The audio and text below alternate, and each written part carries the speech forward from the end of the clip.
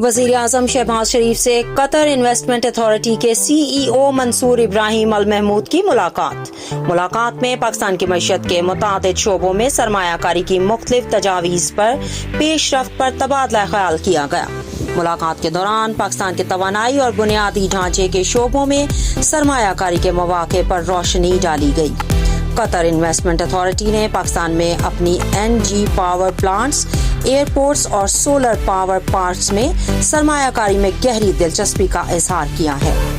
जनाब अल महमूद ने कतर और पाकिस्तान के दरमियान दो तरफा तिजारत और सरमायाकारी की अहमियत के हवाले से भी वजीर आजम से इत्तफाक किया और दो तरफा इक्तसादी ताल्लुकात को मजबूत बनाने की ख्वाहिश का इजहार किया।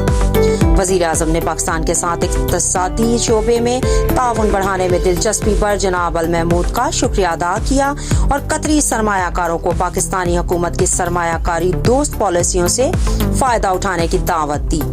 समाजी कारकुन आदिल शहजाद और चौधरी अब्दुल माजिद ने भी इनके इस पैगाम को सराहा। इस प्रोग्राम को ताउन किया है शाहीन ग्रुप ऑफ पाकिस्तान ने।